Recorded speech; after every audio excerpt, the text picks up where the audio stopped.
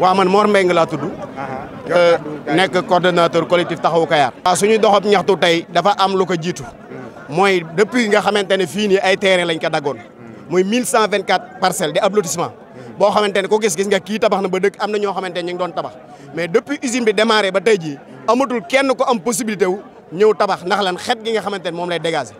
usine bi ñu ngi ko installé ci biir lotissement. boo déggee ma ne man gëmatuma étude impact environnemental damaa jàpp ne ab lotissement bu 1124 personnes 1124 pères de famille war fee dëkk si ñu implanté fi usine de farine de poisson boo xam moom moo leen mën a teree daw dëkk seen i kër yaakaar naa loolu ndax xet gu bon ak ndox yu bon yi nga xamante ne mi ngi koy tuur si suñu lac bii ndox yi fiy jógee mi ngi koy tuur si lac Mbaawan bi te lac bi comme ni ma ko waxee dem dafa nekk ci nag yi dafay naan lac bi dafa nekk si baykat yi mu leen dimbali si roose mais lac bi dafa jigéen nappe phréatique bi nga xam ne moom lañ mooy forage bi ñuy naan fi mu nekk nii Kayar boo ubbee robinet yi foos lay xeeñ ndax la li muy vidé loolu lay dem di ko tuuri ji fee ca tool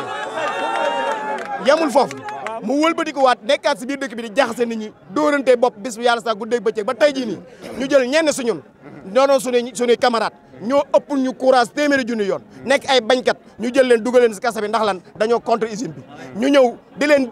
accuser ay cambriolage 125 000 francs si koo xamante ni but maanaam entreprise yi mu jiite c'est plus de vingtaine de millions nga koy jiñ ay 125 000 francs da nga dugal ko sa ngir lan xoqatal leen mais moom xamul li xew parce que géej ginnaax bi kenn mënu kaa téye ak i loxo lii ñu def tey jii nii benn alerte la bu ñuy joxe muy doon suñu dernière alerte tamit li ñu dégmal si suñu kanam lépp ay jëf lay doon mais dootul doon wax parce que li tax ñun pareetuñu pour toog di dund ak lii nga xamante ni si bis bu yàlla sàkk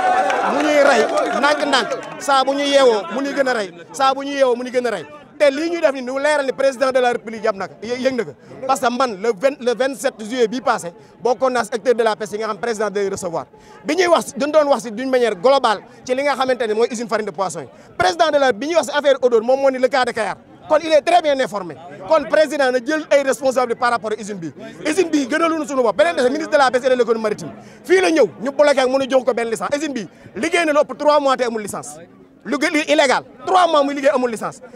am li nga ko may mooy dooleem ak xaalisam du leneen sunu réew mi liñ ko bëgg a téye du noonu nañu xam ne askan wi dañoo sonn nit ñi dañoo sonn mën naa lay yóbbu si kër yu bari ni ma ko waxee dafa nekk usine bi gis ngeen fi mu en place diggante ñetti quartier la ne quartier Kër Abdou Ndoye Mbaawan ak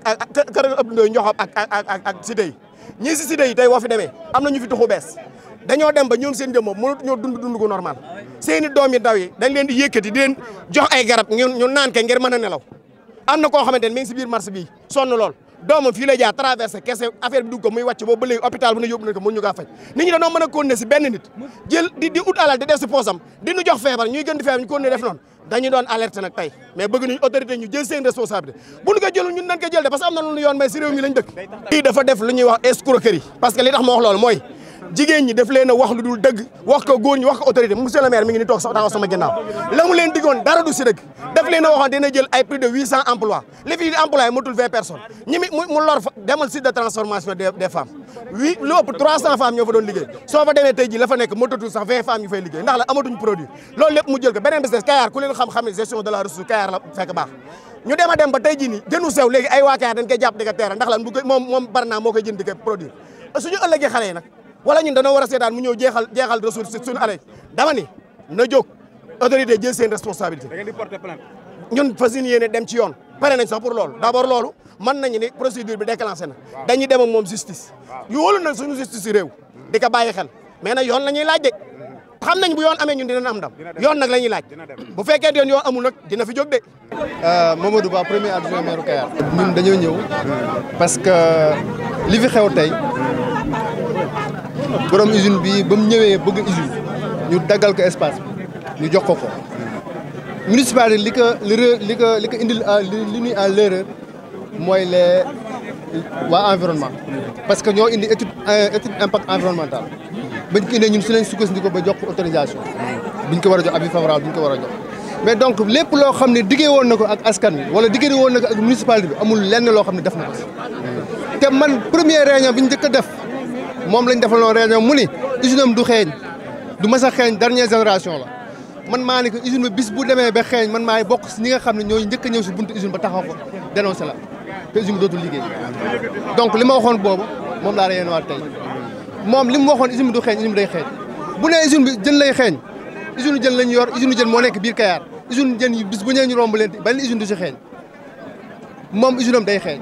xeeb na loolu xeeñaayu usine bi mais léegi day provoqué li muy def mooy créer ay boucan créer ay délits biir usine am créer fa ay sàcc laay wax ñu toj usine am ba pare jiñ ko askanu Kayar loolu nag dafa nekk loo xam dafa war a dàq di xoqalaat ñun kenn duñu xoqal benn amul kenn koo xam ne si ñooñu sax ñi xam ne jàpp nañ leen kenn ku si yor numéro moroomam ba ñu bokk fenn foo xam ne ñoom dinañ mën a bokk di dem di def ay cambriolage muy Mamadou Ba muy ñoom Ali muy ñëpp muy ñoom Kaaw amul kenn koo xam ne ba ñoom kenn yor na si numéro kenn kon donc da doon def loolu nag élection yi dañoo jàll muy def loolu pour xoqatal askan wi pour ñu bañ a jóg si usine bi yaakaar naa nag lii wane na ne tey xoqatal boobu ñun gisuñu ko dunduñu ko ñun dañuy génn buñ benn yoon bu ñu ñëwaatee fii day gën a saf ñun amatuñ lu ñuy neexal moo li muy wax dafa seet trop ñun neexalatuñ kenn dëkk bi ñun ñoo ko moom ñun askan wi fi mu nekk fa lañ nekk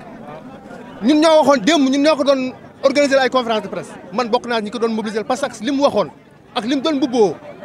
te yéen a ko wax moom li muy wane ni waaw li muy wane ni moom nekk ko donc moo doon ñëw di mbubboo Sëñ Tuubaa di mbubboo Xaadimu Rasuul naan man du ma wax du ma fen du ma nangam sax waaye tey li mu wax nii dara amu si kon donc ñun loolu moo tax ñu wëlbati ko waat taxawaat tey xeex pour usine bi jóge fi waxatuñ sax otage yi mais usine bi dafiy jóge ñii moom ñu mu jàpp otage moo xam nañ dañuy génn parce que jàppul leen dara si lu dëgg kon donc loolu lañ si doon wax di sant ñëpp di gërëm. Soxna Mati Ndaw présidente des femmes transformatrices. waaw seen jàmbat tey lan la. sunu njàmbat tey mooy Barna usine farine de poisson bi moo nu sonal ñun ñi nga xam ñooy soppali jën wu tooy mu nekk wow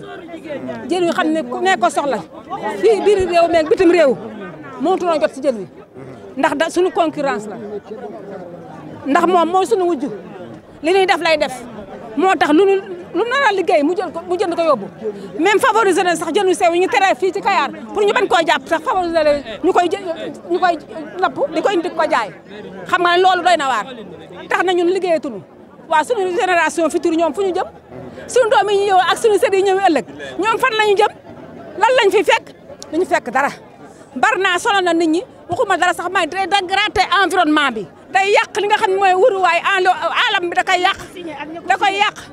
koy yàq te bu ko yàqee nag ñun da suñu dee day yomb suñu fan day gàtt te nag odeur bi muy lancé nit ñi di ko nokki loolu day def dépôt day indi ay cancer wàccu biir buy daw ay feebar yu bari lay dajale indi ko def jox ko askan wi te moom yëgu ci dara waa këram a ngay fële te fongolo mi di dund te ñun mun noo nelaw ndax Barna sonal nan trop li nu gën a daal moom na dem.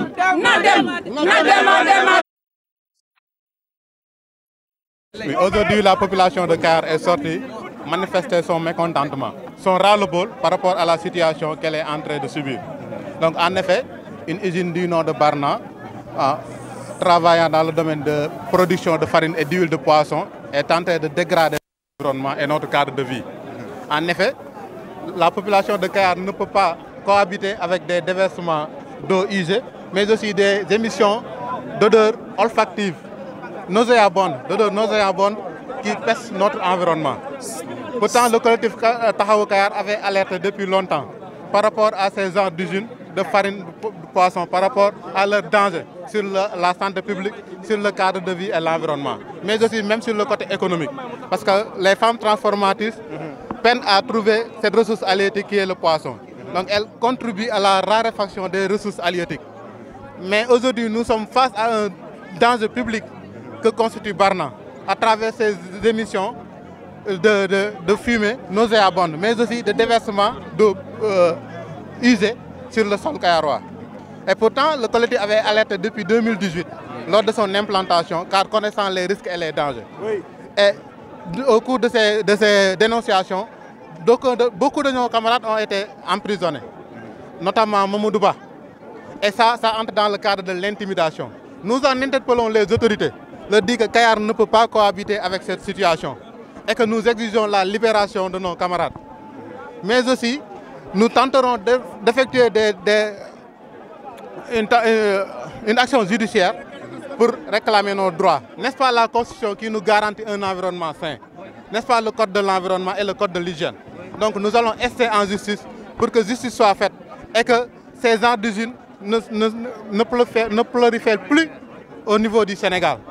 Et qu'à Kayar, qu'on ne parle plus de cette usine Barna. C'est l'objet de notre manifestation aujourd'hui. Cela fait 4 ans que vous avez alerté. Oui, cela fait 4 ans par des correspondances. Données par les autorités par rapport à votre requête depuis 4 ans. Ils ont répondu par la grande muette. Ils n'ont pas daigné répondre à nos interpellations. C'est ce qui nous a poussé à montrer à tout le Sénégal et tout le monde entier que Kayar en a le ras-le-bol par rapport à cette situation que nous sommes en train de vivre. Et que justice soit faite.